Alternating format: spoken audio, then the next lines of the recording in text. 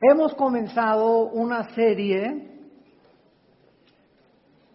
no quiero ni siquiera exagerar, pero es una serie impresionante, muy profunda acerca de la creación y la relación que esta creación que Dios hizo, que Dios llevó a cabo con el ser humano y con los ángeles y con todo lo que existe. Y la manera como el Espíritu de Dios inicia la Biblia es una de las evidencias más maravillosas de su inspiración divina, porque nos revela la creación original del universo. Hemos continuamente constatado y hemos explicado que el ser humano, en su afán de poder descubrir, conocer, investigar de dónde venimos, cómo se originó el universo, quiénes somos y hacia dónde se dirige la humanidad, ha usado pues la ciencia, métodos científicos. Por ejemplo, dentro de la ciencia de la geología y la astronomía, o la astrofísica y la física matemáticas, existen aproximadamente como 96 métodos para poder datar o poder investigar la edad del universo. Y como para que sea científico tiene que ser repetitivo, pues todos estos métodos son aproximados. Y entre los más conocidos está el carbono 14, que es hidrógeno que absorben las plantas y los animales que mueren, y a través de eso se puede datar que el animal vivió hace 2000 años, o los dinosaurios, un hueso de un dinosaurio vivió hace 10 billones de años, pero todas estas fechas desde luego son aproximadas. Después tenemos el potasio-argón y la radioactividad. Todos estos métodos científicos le han proporcionado al ser humano fechas o le han proporcionado una información aproximada, repito, de entre 10 a 15 billones de años que tiene la Tierra, el planeta Tierra. Sin embargo, la Biblia nos muestra que el ser humano tiene no más de 6,000 años de historia.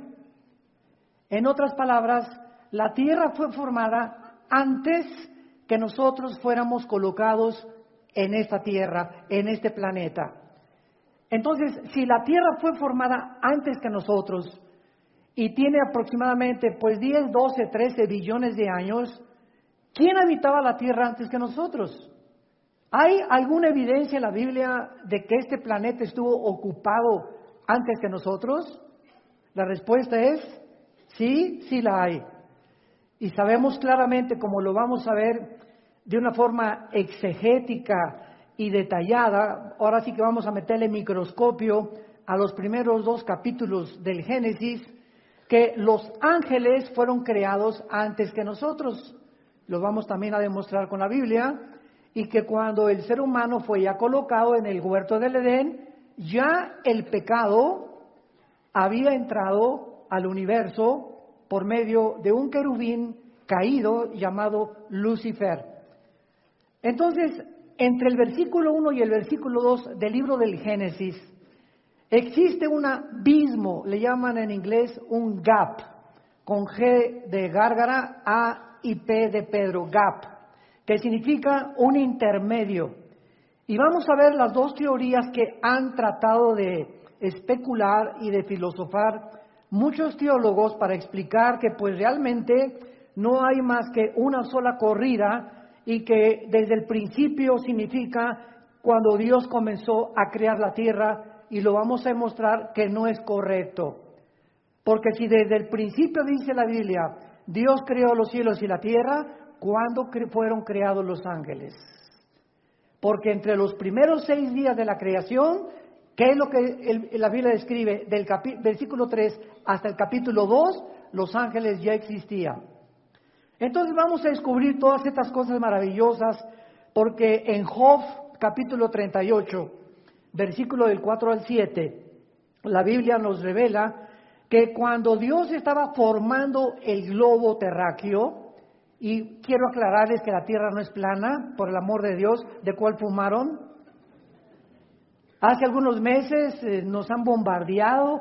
Oiga, ¿es cierto que la tierra es plana? Miren, muchas personas se meten a las redes sociales y ponen estas marihuanadas, así le llamo yo, para atraer seguidores. Entonces, no, y vamos a buscar alguna forma de demostrar que la tierra es plana, y entonces tú quieres seguir consultando esa página, y ese es el propósito de estas personas deshonestas intelectualmente para atraer seguidores. E increíblemente, miles de cristianos lo creen. Como ahora que estuvimos mi esposo y yo en Cancún en la iglesia, se acercaron 3 jóvenes de la universidad, que por favor les diera yo muestras de que la tierra es redonda. Digo, mira, desde la Biblia hace 2700 años, Isaías 40, versículo 22, la Biblia describía en el hebreo que la tierra es redonda, antes de Galileo Galilei. Y si no, pues mira, manda una carta a la NASA, a la Oficina de Administración de Aeronáutica Especial, para que den fotografías de los astronautas. Y si no te convencen las fotos de los astronautas, simplemente ve un eclipse. Y en el eclipse claramente entre la luna y el sol se ve la redondez de la tierra.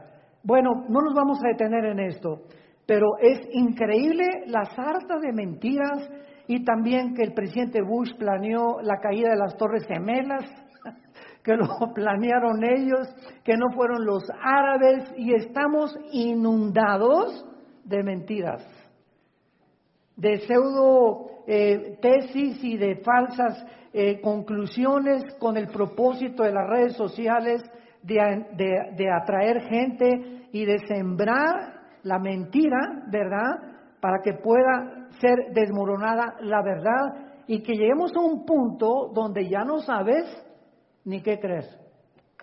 ¿Será verdad? ¿Será mentira? ¿Será melón? ¿Será sandía? Como decimos en México, para no seguirle más adelante.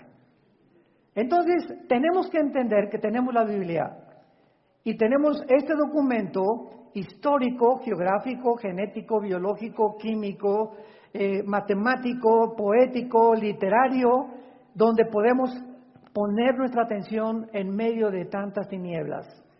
Como dice 2 de Pedro 1, 19 y 20, tenemos la palabra profética más segura, a la cual haríamos bien en estar atentos como a una antorcha que alumbra.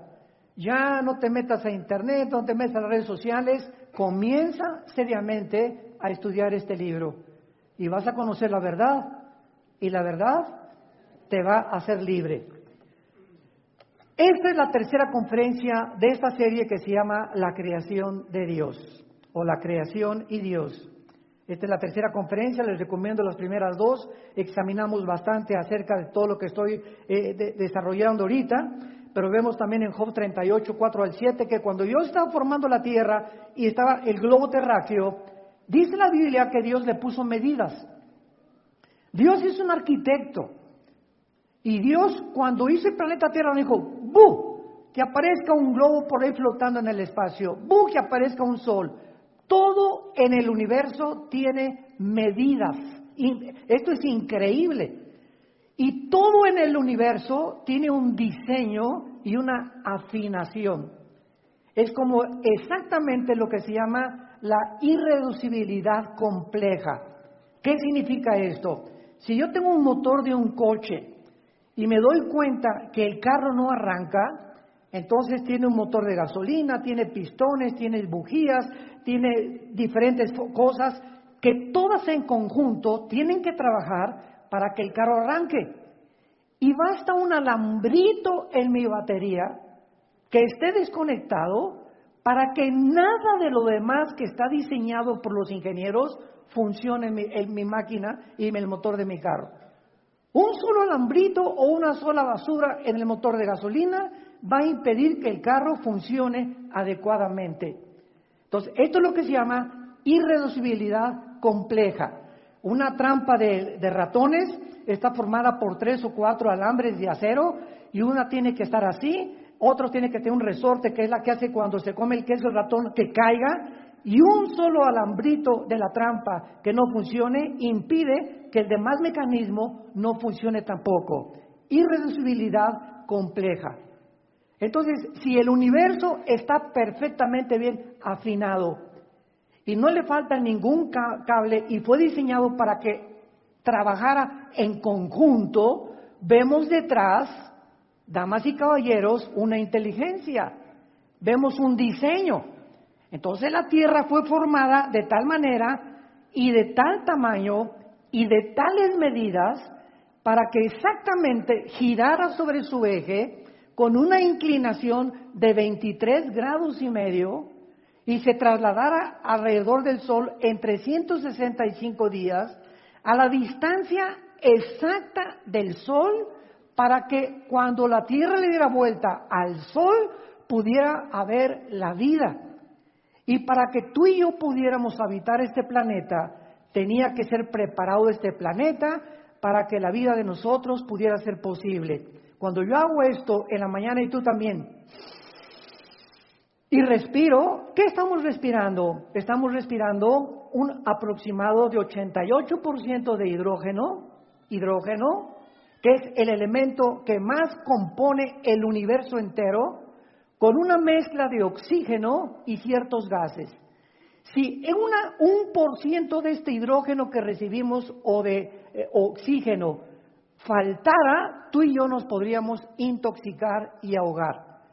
Así que de la atmósfera terrestre hacia abajo, la cantidad y la mezcla del oxígeno con el hidrógeno ha sido diseñado y proporcionado por el Creador del universo. Si la Tierra girara más rápido de lo que gira sobre su eje y la Tierra no hiciera este movimiento ni la distancia con el Sol, no sería posible la vida. Mercurio, que está delante de nosotros, Marte, que está atrás de nosotros, y los demás planetas, tienen otro movimiento y tienen una atmósfera que es casi 1000 veces más tóxica que la del planeta Tierra. Entonces, por todos lados nos damos cuenta que los cielos cuentan la gloria de Dios. Salmo 19. Y un día emite sabiduría a otro día. Cada día amanece y vemos la puesta del sol salir allá en el horizonte y nos damos cuenta cómo ilumina todo el universo y nos quedamos extasiados con los colores, las mezclas, el color que tienen las flores, las azucenas, los alelíes, las rosas que no han podido ser imitados por los mejores diseñadores, y nos damos cuenta el colorido de un pavo real. Qué perfección y qué combinación tan increíble de colores, y la cabeza anaranjada con amarillo, con café, combinando todos perfectamente bien, y por todos lados. Cuando tú eres cristiano, Dios te abre los ojos para que admires y bendigas al Creador. Y no te levantes nada más en la mañana con tu cafecito, ¿verdad? Y no ves nada, ni la puesta del sol, ni el jardín, ni los pajaritos cantar, porque así vive la gente en un planeta. Van a Acapulco y de la borrachera que se pusieron no disfrutaron ni la playa. Es increíble que hasta que nosotros tenemos los ojos abiertos, vemos la verdadera creación de Dios.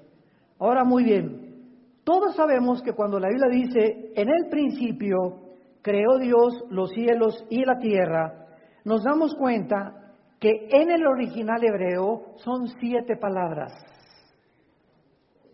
Y esto es asombroso, señores matemáticos que nos visitan. Porque cuando vienes a la Biblia, encontramos que el número 7, desde el principio del un versículo hasta el Apocalipsis, representa la perfección, la totalidad, lo que está completo.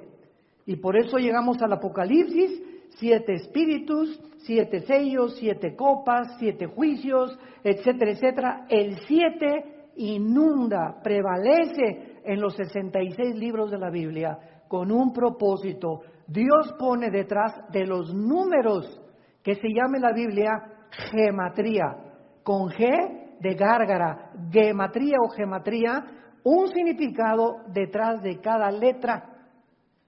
Entonces escuchen lo que dice en el hebreo el primer versículo. Bereshit Elohim bara et samayim et eretz. Bereshit Elohim bara et samayim et eretz. En el principio Dios creó los cielos y la tierra. Son 7 palabras. Y en medio de esta palabra hay un símbolo de un menorá. ¿Cuál es el menorá? Es el símbolo que nosotros hemos adoptado como nuestros logos en Vida Nueva para el Mundo. Un menorá. ¿Qué es un menorá? Es un candelero con 7 ramitas. Y este candelero aparece al terminar la Biblia, otra vez, en el primer versículo de la Biblia está escondido en las letras hebreas, y aparece al final de la Biblia, y entonces a Jesús se le ve detrás de los 7 del menorá, que es el candelero, no candelabro. Candelabros son los que están colgados por todos lados. Es el candelero, menorá en el hebreo. Entonces a Jesús se le ve detrás del candelero y son 1, 2, 3, 4, 5, 6, 7. ¿Por qué? Muy bien. Jesús está en medio del candelero. Hay 3 ramas a la izquierda y 3 ramas a la derecha. ¿Qué significa esto? El 6, que son 3 a la izquierda y 3 a la derecha, es el número de nosotros. En la Biblia el 6 es el número del hombre, porque en el 6º día fuimos creados. Y cuando Jesús está en medio de nosotros, estamos completos. Si Jesús no está en tu vida, eres el número 6. Y espérate a llegar al 666. Ahora lo entiende por qué es el 666 el número de Satanás. Porque es el número del hombre elevado al 3, que es la deidad o la Trinidad. Eso lo vamos a ver mucho después. Entonces, qué maravilloso es el ser humano cuando entra Jesucristo en nuestra vida y ahí comenzamos en el verdadero camino hacia la perfección. Porque sin Jesús, como dijo él hace 2000 años, puedes ganar el mundo y perder tu alma. Si tú te mueres y dices presidente de la República, fuiste Miss Belleza Latina, el cantante de los cantantes, y si tú mueres sin Jesús, naciste en tinieblas, viviste en las tinieblas y regresas a las tinieblas. O sea, tu vida no tuvo ningún significado, ni ningún propósito, y fuiste exactamente igual que una vaca o que un burro. ¿Qué me está usted diciendo, burro, hermano? Mira, la Biblia dice que los burros y las vacas se levantan y comen pasto. Todo el día están comiendo, trabajan, comen y duermen. Se levantan, comen, trabajan y duermen. Así es la vida. Dice la Biblia, no lo digo yo, en los Salmos, del ser humano que no conoce a Dios. En nada se diferencia de los animales. Te levantas corriendo a hacer el desayuno, te vas a trabajar, regresas y comes y duermes. Y así pasa tu vida. Y toda tu vida, tu mente giró alrededor, cómo hacer más dinero, cómo mantenerme en el trabajo, estresado, preocupaciones, hacia adelante, sin esperanza, y así te entierran. Y nunca pudiste conocer la razón por la cual naciste, por la cual viviste. De filosofía en filosofía, de botella en botella, de droga en droga, de mujer en mujer, de hombre en hombre, 3, 4, 5 divorcios, etcétera, etcétera. Porque el hombre, dice la Biblia, buscando sin encontrar. Siempre están investigando y nunca llegan al conocimiento de la verdad. Porque la verdad se encuentra en Jesús. Muy bien, en este principio también, que dice la Biblia, en el principio creó Dios los cielos y la tierra. Esto es increíble, porque a través de la ciencia, pues ha tratado, repito, de investigar el origen de la creación. Y pues calcularon que el universo comenzó con el Big Bang, la gran explosión. Y de una explosión el universo surgió. Esta es la teoría que existe en tu escuela y los astrónomos, porque también los científicos tienen que inventar. Cuando no se puede demostrar en un laboratorio, porque para que sea científico tiene que ser repetitivo, y analizarse en un tubo de ensayo o ser demostrable, ¿verdad? Esto se llama en la filosofía el empirismo. Yo no puedo creer, dice un científico ateo, lo que no veo, lo que no oigo, lo que no huelo, lo que no gusto, ni lo que yo tacto, ni lo que yo toco con mis 5 sentidos. Entonces, el científico ateo está encerrado en una cárcel, porque para él no existe nada más que lo que ve, lo que oye y lo que siente o lo que gusta o lo que toca, sin darse cuenta que hay un mundo que nos rodea, que existió antes que nosotros, que fue creado antes que nosotros y que la Biblia dice que es más importante y es primero que nosotros. Por ejemplo, en Hebreos 11, versículo 3, dice la Biblia, por la fe entendemos haber sido constituido el universo por la palabra de Dios. Escucha, de modo que lo que se ve fue hecho de lo que no se veía. En otras palabras, lo que no alcanzamos a ver, ni a sentir, ni a gustar, que es la defensa de los ateos, eso que ellos niegan es más real que el mundo físico material en el cual tú y yo vivimos. Ahora, ¿por qué es más físico y por qué dice la Biblia que fue hecho lo que vemos de lo que no se veía? Porque lo que no se veía fue antes que nosotros y lo que no se veía va a ser eterno. Entonces Jesús entra aquí al mundo y baja al mundo a darnos la comunicación con el mundo que no podemos nosotros percibir con los 5 sentidos, comunicarnos con ese mundo que nos rodea a través de la oración. A través de la oración.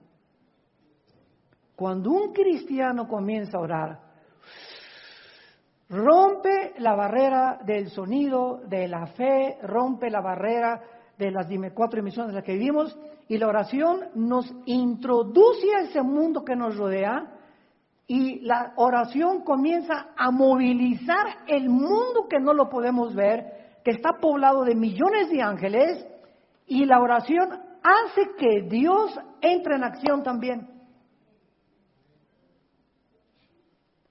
Porque lo que mueve a Dios es la oración, así lo determinó Él.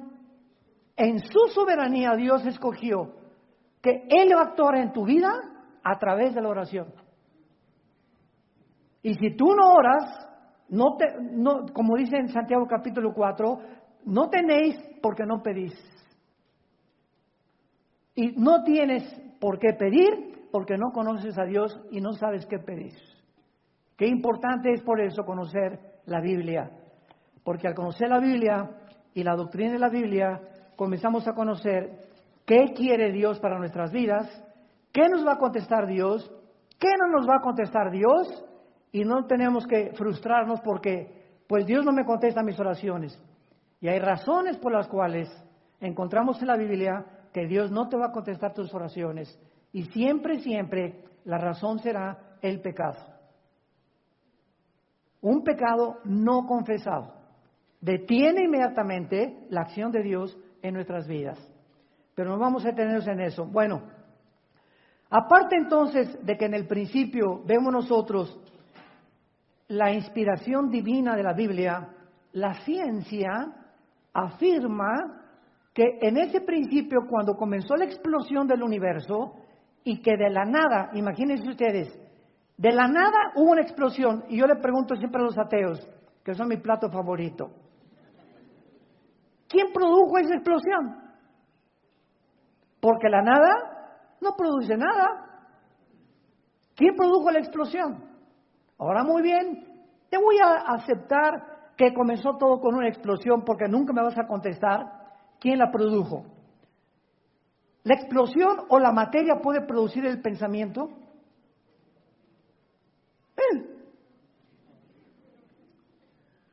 ¿Puede producir la conciencia? La materia no produce nada, es materia, todo es materia. ¿De dónde vino entonces la conciencia humana? Pienso, como decían los griegos, pienso, luego existo. Y si existo, vivo.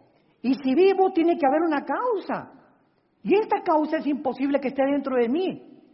Los griegos, sin tener un conocimiento profundo de la Biblia, concluyeron por la línea de la lógica elemental se llama esto en la filosofía, que una persona no puede tener su razón de su existencia dentro de ella porque yo no escogí nacer ni tener el color de pelo que tengo, ni de piel, ni de ojos, ni de estatura. Algo me produjo y esto que está dentro de mí nunca me podrá llevar a entender cómo fui yo puesto en este mundo. Esta razón tiene que ser fuera de mí, tiene que trascender de mí. Y entonces los griegos le llamaron al Dios desconocido. Hechos capítulo 17. Cuando Pablo llega a Atenas, había un montículo que se llamaba el Areópago, y ahí estaban los discípulos de Zenón, los epicúreos y los estoicos, el grupo más predominante en el siglo antes del siglo I de la época de Pablo, cuando ellos comenzaron a enseñar que la verdad y el placer era lo único que valía la pena seguir en la vida. Pero cuando Pablo llega a Atenas, ve una estatua grandísima que dice en Hechos 17, al Dios desconocido, y les dice Pablo, a ese Dios que ustedes le llaman la fuerza, ustedes se van a cargar de energía a Teotihuacán. Ustedes que creen y se inclinan ante una estatua, esto que ustedes adoran por todas las partes del mundo y por todas las civilizaciones, yo les vengo a anunciar, se llama Jesús.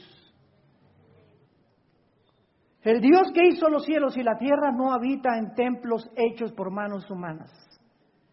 El Dios que hizo el universo no puede estar confinado a 4 paredes y llamarle esto la iglesia. La iglesia no es el edificio, por el amor de Dios. No le llamemos tampoco esto el santuario, por el amor de Dios. Pásenle al santuario. ¿Cuál santuario? ¿De dónde sacaste eso? Pásenle al santuario. El santuario lo tenemos dentro de nosotros. Nosotros somos la iglesia, el conjunto de personas.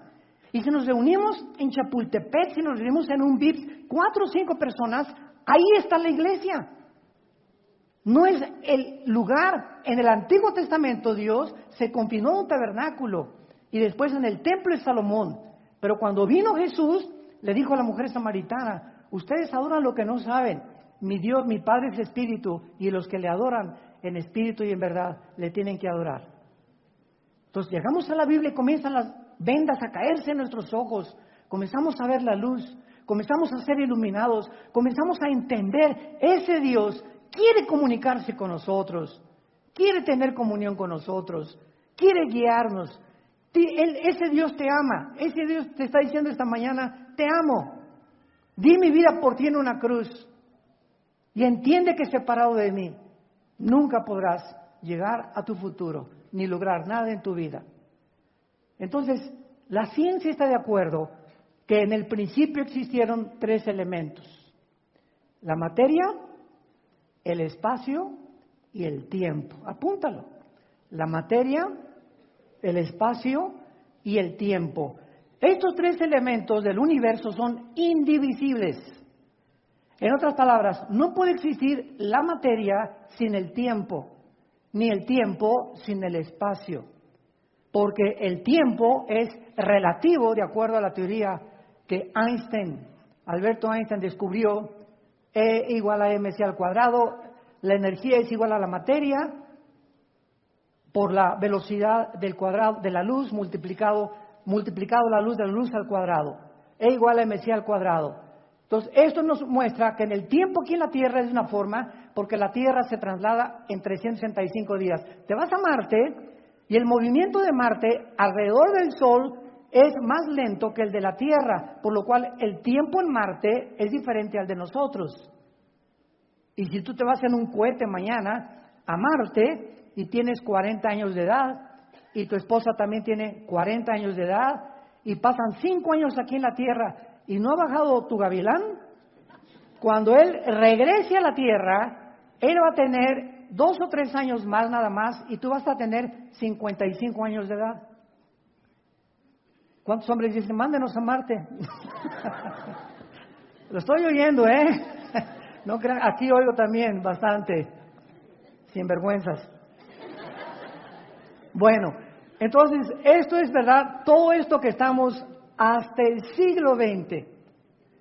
Hasta el siglo XX comenzamos con las físicas matemáticas, aunque Blaise Pascal y Laplace e Isaac Newton ya habían entrado en el mundo de la investigación, la física y las matemáticas. No fue hasta el siglo XX pasado cuando comenzaron a establecerse claramente la mayor parte de las leyes, como las leyes nucleares, la primera y la segunda ley de la termodinámica y las leyes de la gravitación que ya Newton había postulado 2 o 3 siglos de anticipación. Entonces, cuando nosotros hablamos de que Dios realmente comenzó y dice, en el principio, ¿qué vemos? En el principio, el tiempo. Dios creó los cielos y la tierra, la materia, y los cielos, el espacio. ¿Se dan cuenta? Los 3 elementos que la física confirma que forman el universo se encuentran en el primer libro del Génesis. Bueno, vamos a seguir investigando.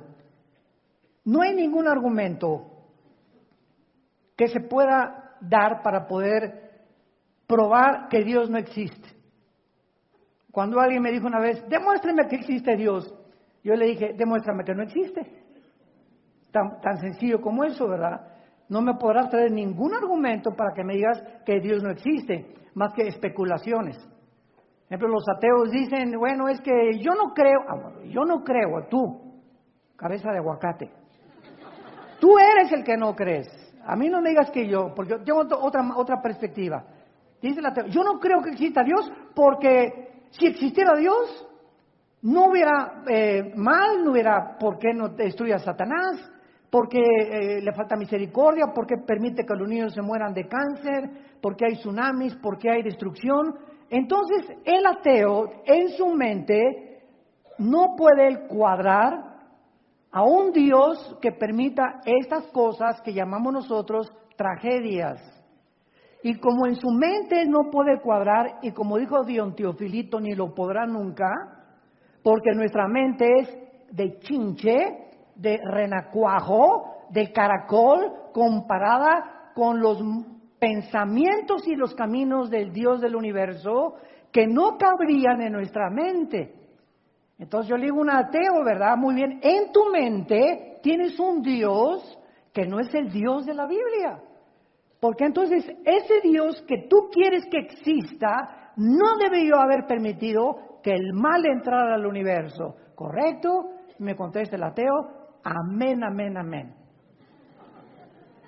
Yo, fíjate tu posición. Entonces tú estás pensando que si tú fueras Dios, serías más sabio que el Dios de la Biblia. Tú ahorita no entiendes por qué Él ha permitido eso. Y tu posición es la de, mira Dios, tú el Dios de la Biblia, bájate de ahí y te me sientas aquí. Yo soy el abogado que te voy a comenzar a acusar. A ver, contéstame, ¿por qué permitiste los tsunamis? ¿Por qué permitiste estas cosas? Etcétera, etcétera. Entonces te conviertes tú en el acusador creyendo en tu soberbia intelectual, que tú tendrías un Dios mejor o que tú hubieras hecho un universo diferente al cual Dios creó, porque tú no entiendes las razones de la sabiduría por las cuales Dios permitió lo que existe ahorita. ¿Cómo puedes atreverte a creer que tú eres más sabio que Dios? Ahora, fíjate la posición honesta de un ateo, que ya los ateos ya casi no existen. La posición más honesta, intelectual y filosóficamente es la de una persona escéptica o un poco agnóstica. Agnóstico, sin conocimiento. Una posición honesta es la siguiente: yo no sé por qué existen todas estas cosas. Yo no entiendo por qué pasan todas estas cosas. Oh Dios, si tú existes, yo te pido, Señor, que me hagas entender la razón que se encuentra detrás, porque estoy como un niño de 3 o 4 años que cuando su papá le hace pau, pau, pau, el niño percibe que las nalgadas es un símbolo que el papá no lo quiere. Sin saber el niño, por su limitación intelectual, que el pau, pau, pau forma parte también del amor.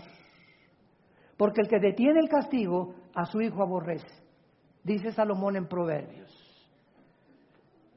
Si yo tuviera un oso que se cae en una trampa, un oso, y el oso supiera que lo que estoy tratando de hacer es sacarlo de la trampa, no me arañaría, ni tampoco me daría zarpazos ni mordidas, porque en su mente no entiende que le quiero hacer un bien a ese oso. Entonces él va a comenzar a hacerme así, y si él entendía que mi propósito es sacarlo de ahí, se dejaría mansamente sacar de la trampa. Y así somos nosotros también. Estamos en un mundo completamente limitado, intelectual y finitamente en nuestra capacidad de pensamiento.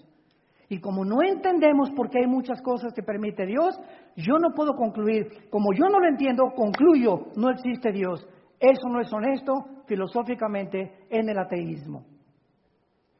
Más bien, Señor, te pido que tú me enseñes por qué permite estas cosas si existes.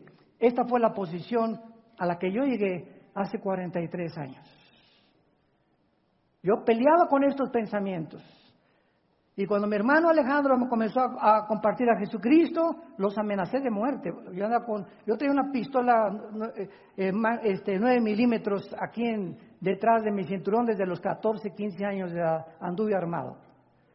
Y ya estaba con mis pensamientos de revolución social y Tlatelolco y por aquí, por allá, el comunismo, dialéctica materialista, el Che Guevara, bla, bla, bla, bla, bla, bla. Y cuando me hablan de Cristo, yo los amenazo y les digo, saqué la pistola un día y se la puse en la cabeza y le dije, tú me vas a hablar de este Cristo, yo te mato. A mí no vengan con esas tonterías. Él fue un gran iluminado, fue un gran revolucionario, etcétera, etcétera, etcétera. Y entonces leí 1 Corintios 1, del 21 en adelante. Y le hacía estas preguntas al grupo de cristianos que me persiguía tratando de convertirme al cristianismo. Y entonces leí ahí que la Biblia decía, porque lo necio de Dios, lo que a nosotros nos parece una necedad y una estupidez, es la sabiduría de Dios. Y lo débil de Dios, ese hombre que en la cruz murió sin que los dioses, como dicen los griegos, lo ayudaran, esa debilidad, y ese hombre en la cruz era la fuerza de Dios. Y Dios lo hizo a propósito para poder destruir nuestra sabiduría. Para que a través de nuestras conceptualizaciones y de nuestras resoluciones disque filosóficas, nunca encontráramos a Dios si Él no bajaba del cielo y nos revelaba quién es Él. Y eso fue lo que me cimbró y me puso en una posición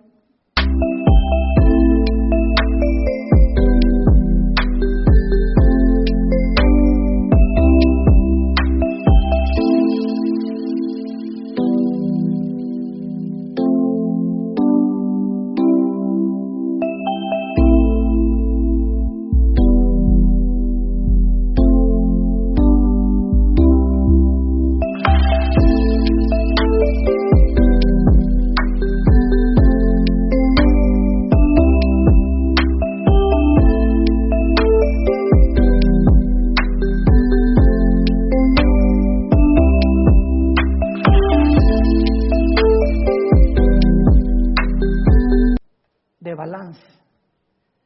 ¿Qué estoy haciendo?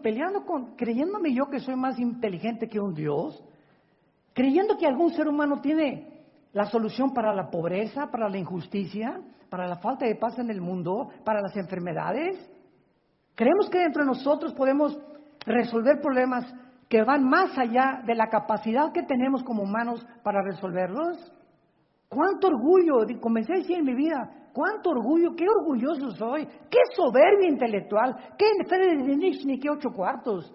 ¡Qué Jean-Paul Sartre, ni qué Bertrand Russell, ni qué Sigmund Freud, ni qué Carlos Marx! Todos eran hombres como tú y como yo. Jesús dijo, yo soy el camino, la verdad y la vida.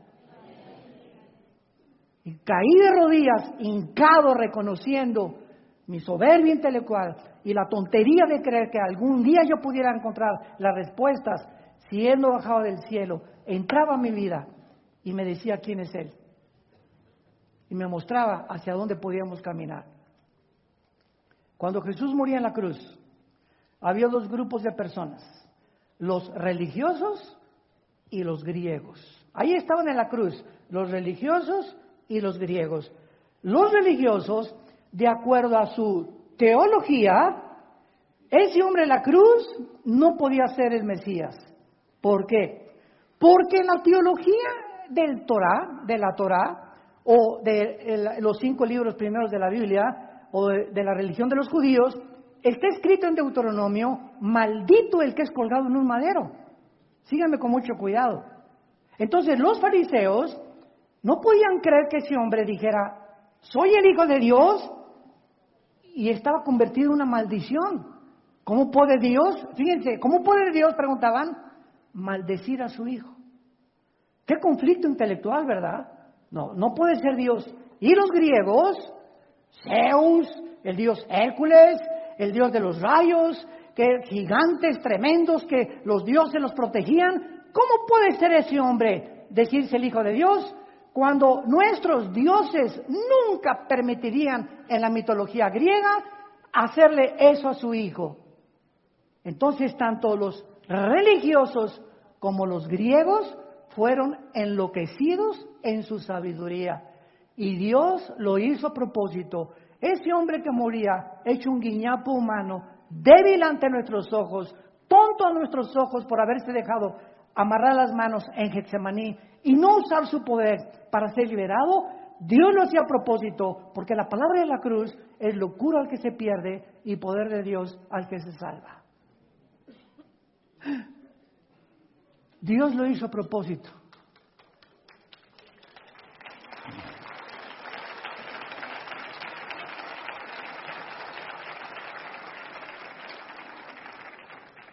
Este primer versículo de la Biblia refuta completamente el ateísmo porque postula la existencia de un Dios. Refuta el materialismo porque es Dios quien creó la materia. La materia no entró en el espacio sin nada, sin que nada la produjera. Refuta el panteísmo porque el panteísmo enseña, como los gurús, tu padrino el gurú Maharaji, enseñaba: yo soy Dios y el universo es Dios, todo es Dios. Dios es el universo, Dios es la materia, nosotros somos Dios, somos dioses todos. La Biblia enseña en este primer versículo que Dios está separado de su creación. No es cierto que todo sea Dios y que Dios sea todo. Eso se llama el panteísmo. Y en cuarto lugar, refuta la evolución, porque no somos el resultado de una evolución fortuita ni accidental de los animales, ni de una selección natural darwiniana. Si Carlos Darwin hubiera conocido el ADN que se descubre casi un siglo después de su libro El origen de las especies, el ácido desoxirribonucleico, que en 1954 se descubrió por los doctores Crick y Watson, Carlos Darwin nunca se hubiera atrevido a postular que venimos de una evolución natural. Yo no creo que haya sido tan grande, soberbio Carlos Darwin. Simplemente yo leí 3 veces El origen de las especies cuando era estudiante, y simplemente él postuló, puso ahí una teoría. Él jamás ni siquiera la aceptó que era verdadera.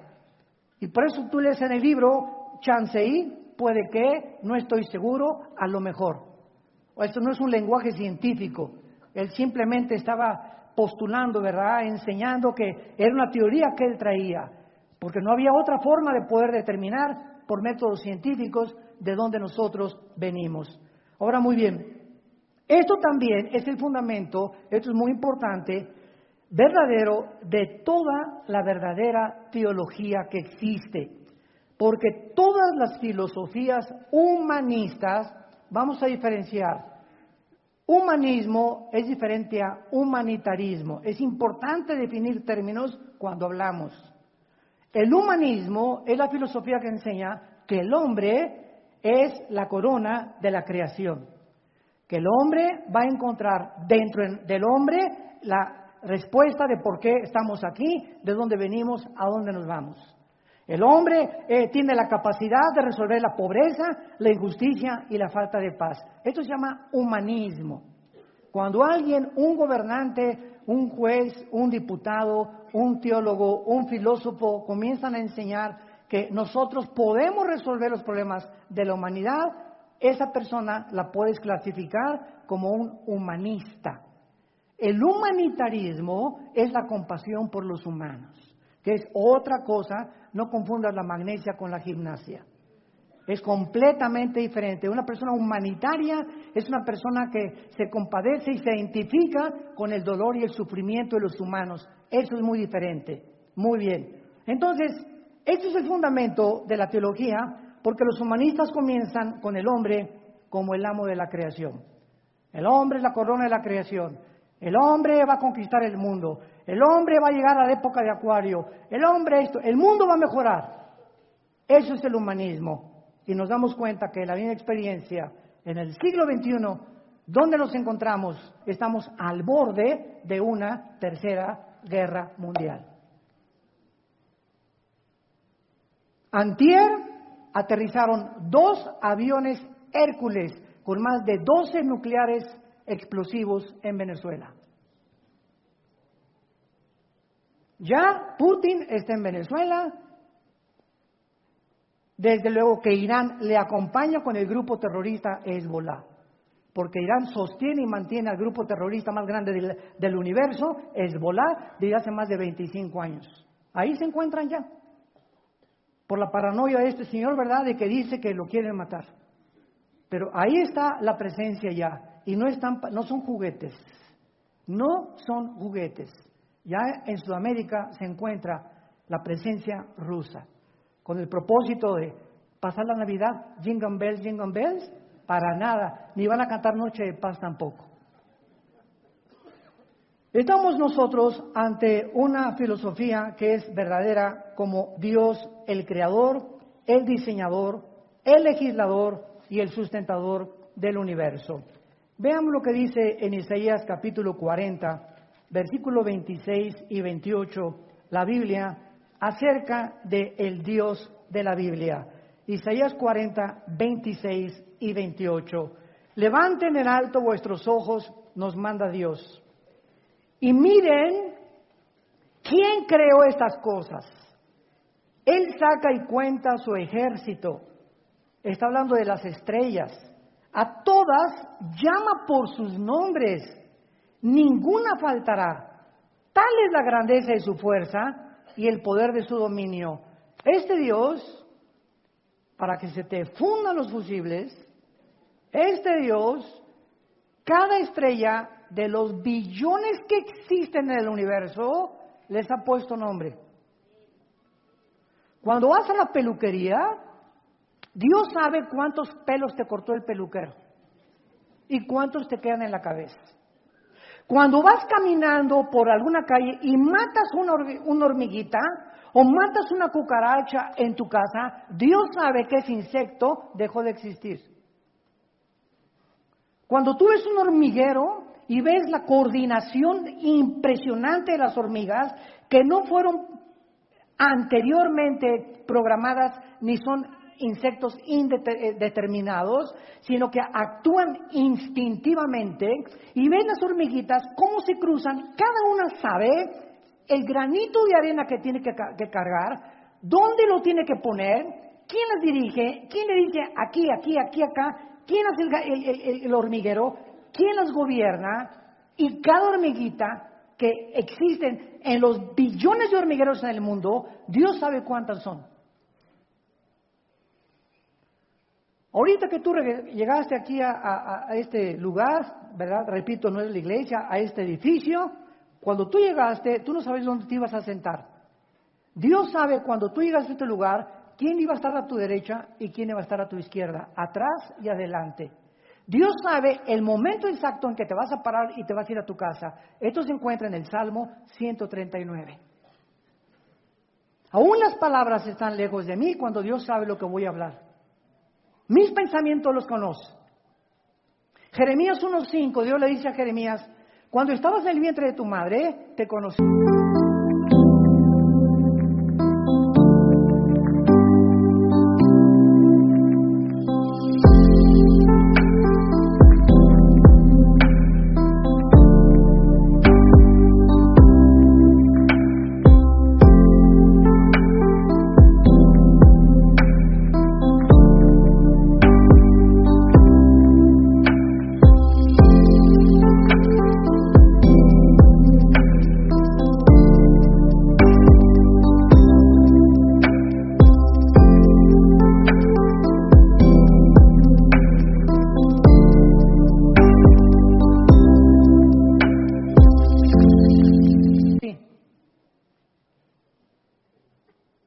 Cuando estabas en el vientre de tu madre, un feto, yo sabía quién eras, Jeremías. Y cuando aún no nacías, te di por profeta a las naciones. Dios escribe nuestro destino desde el vientre de nuestra madre. Él sabía dónde ibas a nacer, quién iban a ser tus padres, cómo ibas a crecer, cómo íbamos a ser desarrollados. Él sabía cuándo su Hijo iba a aparecer en nuestra vida y tendríamos la oportunidad de recibirlo como Salvador. Y desde ese momento en adelante ya nos hace responsables de la información y del conocimiento que tenemos de sus verdades. Mira las estrellas y cuéntalas. Son incalculables. Yo las conozco todas, dice Dios.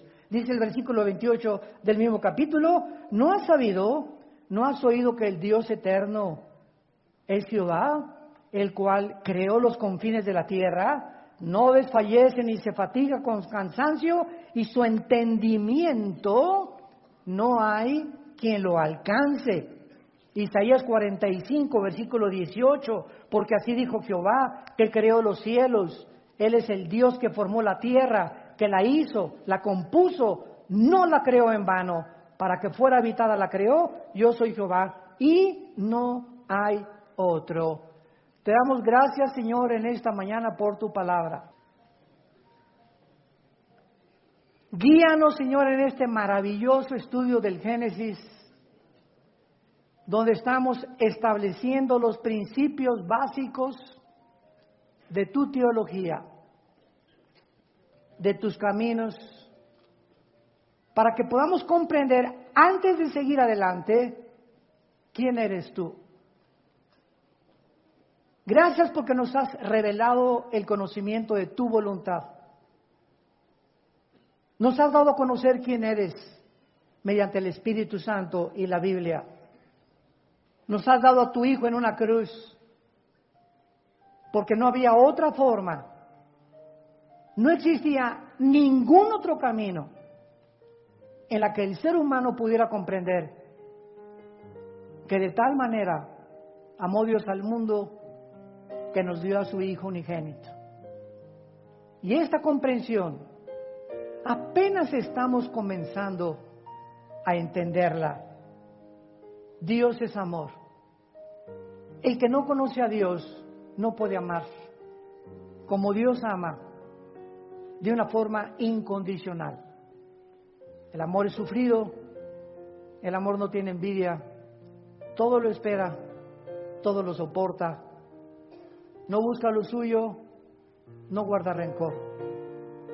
El amor es la virtud más grande de Dios, porque en esa cruz Dios nos dijo que nos amaba, que nos sigue amando, y cuando tengamos dudas de que Él no existe, simplemente recordemos la cruz de Cristo.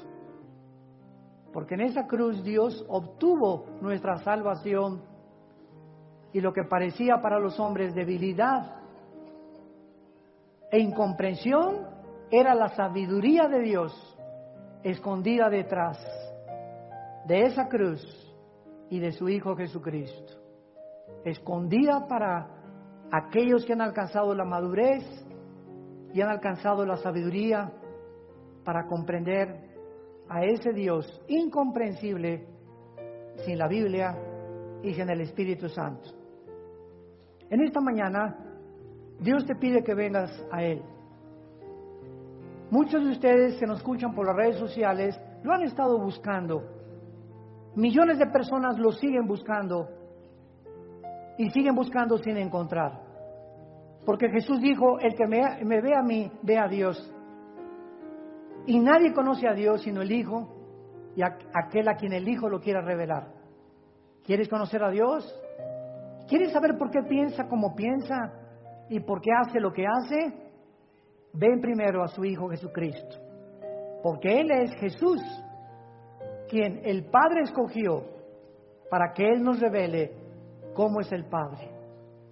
¿Qué tengo que hacer? Me preguntarás, para tener esta relación íntima con ese Dios increíblemente grande para mis pensamientos solo dile ahí en tu corazón: perdona mis pecados, me arrepiento de mi vida, creo que en la cruz pagaste por ellos con tu sangre preciosa, y te pido que entres a mi corazón como mi Señor y mi Salvador. En el nombre de Jesús, amén.